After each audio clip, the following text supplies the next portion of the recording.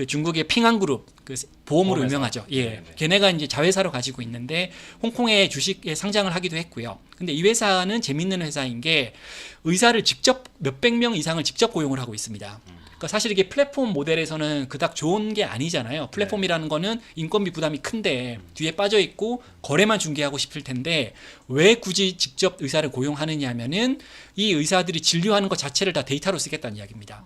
그래서 자기네는 그 데이터를 인공지능 학습을 시킬 거기 때문에 일부러 의사를 고용하는 거다. 라고 이야기를 하고 있습니다. 무서운 거죠. 무섭네요. 이 진료 과정 자체를 이제 인공지능 모델로 만들어 중국 버리겠다. 사람들 참 무서운 것 같아요. 예, 이거는 사실 미국이나 한국에서는 도저히 할 수가 생각을 없네. 할 수도 없는, 끌어들일 수도 없는 모델인데 역시 중국이니까 가능한 모델로 봐야 될 것 같습니다. 그러니까 아시겠지만 한국에서는 기본적으로는 원격 진료는 의사 간에만 가능하죠. 의사 환자 간 원격 진료는 불법이고요. 근데 물론 이제 코로나 때문에 지금 임시로 허용되어 있는 상황인데 그래서 이제 많은 분들이 과연 그럼 이게 코로나가 종식되면 어떻게 될 거냐, 장기적으로는 한국에서 원격 진료가 어떻게 이루어질 것이냐라고 생각을 하는데요. 저는 몇 가지 전제를 만족시킨 범위 내에서는 해볼만 하지 않겠느냐라는 생각을 합니다. 이게 비단 저 혼자만의 생각은 아니고요. 사실 지난 국회까지 한 3개 정도의 원격 진료 법안들이 나왔었습니다. 근데 이제 그 법안들에서 나오는 공통적인 이야기들과 현재 한국의 의료 상황을 종합을 한다면은 한 요 정도 전제 조건을 갖춘다면 해볼 수 있지 않겠느냐라고 개인적으로 생각을 하는데요. 첫 번째 전제 조건은 1차 진료 환경에서 주로 이루어질 수 있을 것이다 라고 생각을 합니다. 왜냐하면은 다들 잘 아시지만 우리나라는 1차 진료 기관부터 서울대 병원까지 의료기관들이 무한 경쟁하는 나라입니다. 그러니까 아무 데나 편하게 가실 수 있다는 뜻은 의료기관 입장에서는 무한 경쟁을 하고 있다는 뜻이거든요. 근데 사실 이런 나라는 전 세계에 없습니다. 다 차단시키죠. 반드시 1차 진료를 거쳐서 가든지 그중에서 의사가 꼭 봐야 된다고 하는 사람만 큰 병원에 갈 수 있지 이렇게 환자가 마음대로 큰 병원 갈 수 있는 나라가 사실상 없습니다. 근데 문제는 뭐냐면은 이런 상황에서 원격 진료를 똑같이 다 풀어줘 버리면 점점 더 많은 환자들이 큰 병원으로 가실 겁니다. 그럼 그게 왜 문제냐? 그렇게 되면 이제 많은 1차 진료 기관들이 문을 닫게 되겠죠. 그래서 그렇게 돼서 무너지면 그럼 환자 입장에서 또 소비자 입장에서는 나쁠 거 없으면 걔네가 무너지든 말든 내가 왜 신경을 써야 되느냐? 이런 문제가 생기겠죠. 예를 들어서 내가 당장 자잘하게 알아야 어디 찢어졌다 이랬을 때 예전 같으면 동네 의원가만 한 2반을 꼬매면 끝날 일인데 이제 나갔더니 동네 의원이 하나도 없다. 그럼 이제 하나 찢어져도 서울대병원 가야 되는 사태가 벌어집니다. 그러면 거기 응급실 가보신 분들은 아시겠지만 그닥 즐겁지 않거든요. 몇 시간씩 기다려야 되고 자잘하게 찢어진 환자는 사실 걔네들 입장에서는 환자도 아니거든요. 그러면 사실은 그게 환자 입장에서는 좋은 게 아닌 거죠. 그래서 1차 진료 기간을 보호를 하려면은 원격 진료는 1차 진료 위주로 이루어져야 되지 않겠느냐라는 게 첫 번째 생각이고요. 두 번째는 재진 환자 위주로 가야 된다는 겁니다. 이거는 역시 1차 진료 기관, 의료기관 간의 경쟁 때문에 그렇습니다. 또 1차 의료기관 간에도 무한 경쟁이 벌어지고 있는데 이걸 완전 무한 경쟁으로 풀어져 버리면 저희들끼리 얘기하는 소위 콜센터식 이제 원격 진료 의원들이 생겨서 의사들이 다 요거 하나씩 끼고 앉아가지고 전화 상담만 하는 일이 벌어질 거고요.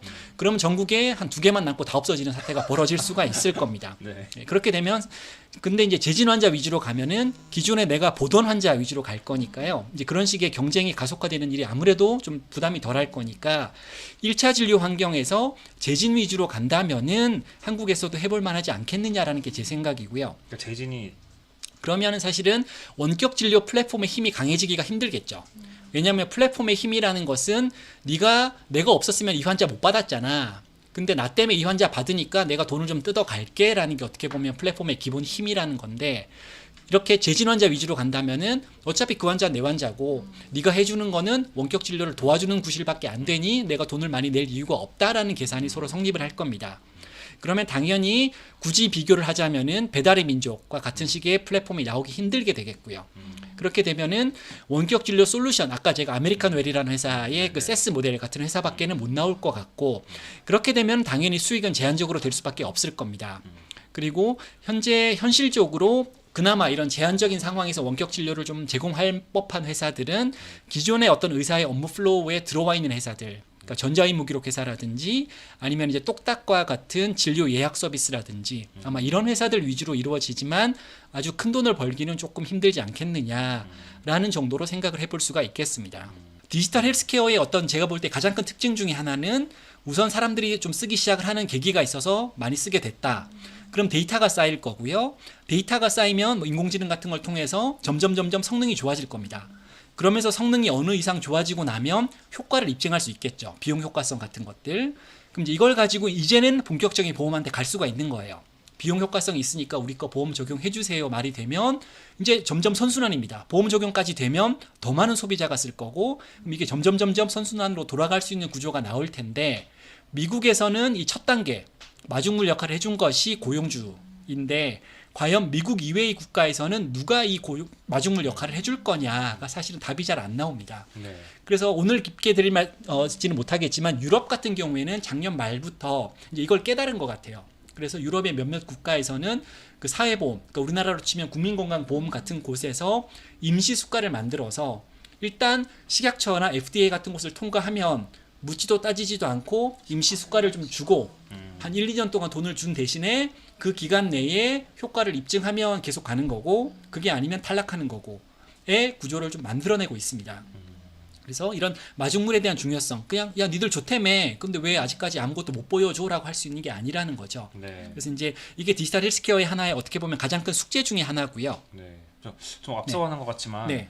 그 미국에서는 원격 진료 한다 그러면 의사들은 반발이 없었나요? 미국은 별로 없습니다.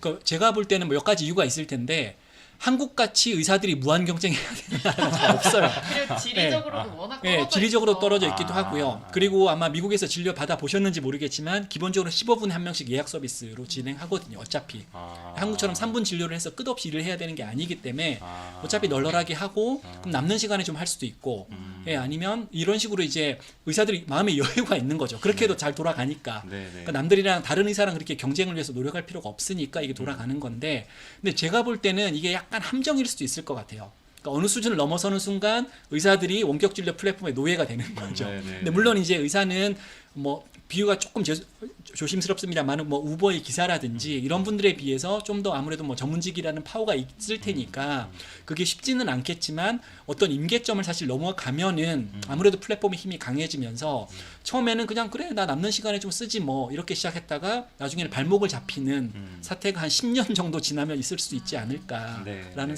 생각은 해봅니다. 그래서 이제 요는 결론부터 말씀을 드리자면은 헬스케어에서 소비자를 직접 상대로 하는 B2C는 만만치 않다. 이건 정말 힘든 영역이다라는 말씀을 드리고 싶은 건데요. 이제 그 근거를 몇 가지를 이제 말씀을 드리겠습니다. 첫 번째는 아마 다들 한 번쯤 들어보셨을 이야기인데 모든 종류의 제품이나 서비스는 보통 이렇게 세 가지로 나눌 수 있다라고 하죠.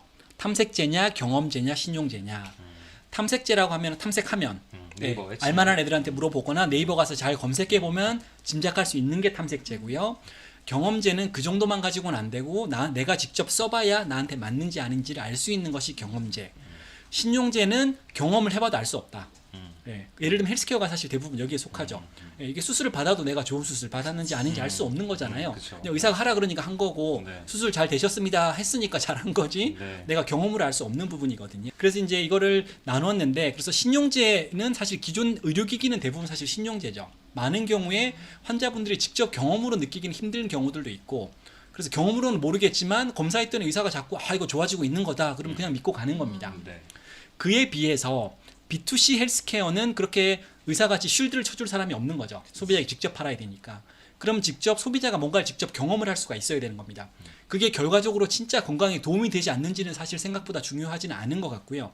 소비자가 만족할 만한 무엇인가의 경험을 주는 게 B2C에서는 중요한 것 같더라고요. 그래서 이제 예를 들면 홍삼이라든지 안마의자 같은 것들. 그래서 저희 이제 디지털 헬스케어 업계에 있는 사람들끼리 반농담으로 이렇게 얘기합니다. 우리들의 최고 경쟁 상대 또는 우리들의 목표는 홍삼이다. 홍삼이 지금 시장이 몇 조인데 우리는 지금 10억, 20억도 못 하고 있는데 우리가 홍삼만큼 해야지. 우리는 효과가 있다는 거 입증도 했는데 뭐 이런 이야기를 하는데 못 따라가잖아요. 소비자 입장에서 일단 딱 먹는 순간 사실인지 아닌지 알 수 없으나 왠지 건강해진 것 같고 아침에 뭐 거뜬하고 뭐 이런 것 때문에 사실 드시는 거니까. 근데 이제 왜 이 말씀을 드렸냐면은 이게 디지털 헬스케어 하시는 적지 않은 분들이 이런 이제 착각 또는 환상을 가지신 것 같아요. 뭐냐면은 이게 우리는 디지털 헬스케어인데 애매하게 한 환자 한 2, 30명 데리고 대충 뭐 임상시험 비스무리한 거 하나 하고 그러고 나서 우리는 B2C도 아니고 의료기기도 아닌 이 애매한 영역을 개척한 디지털 헬스케어라는 제3의 영역이야 라고 이야기를 하는데요. 그러니까 이도 아니고 저도 아닌 거예요. 제대로 의료기기로 갈 만큼의 가치는 입증을 못했고 근데 B2C만큼 확실한 경험을 주는 것도 아니고 그러니까 나쁜 것만 골랐단 거죠. 확실한 경험은 없고 확실한 가치도 없고. 근데 그게 우리는 디지털이라는 걸로 도매금 해가지고 그냥 대충 뭐 앱 하나 만들어서 그냥 뿌리고 이런 식으로 가는 경우들이 적지가 않은 것 같아요. 그래서 제가 사실 여기서 물론 뒤에서 몇 가지 슬라이드로 더 설명을 드릴 건데 사실은 선택을 잘해야 된다고 저는 봅니다. 이 디지털 헬스케어가 절대 이 중간으로 들어와서 애매해져서는 곤란하고요. 차라리 안마의자가 되든지 그게 아니면 제대로 된 의료기기가 되든지 길을 잘 선택을 하셔야지 우리는 디지털이란 걸 뒤에 숨어가지고 애매한 제품 만들어서 애매하게 가겠다로는 비즈니스 모델이 잘 안 나온다라는 게 이제 첫 번째 이야기가 되겠고요.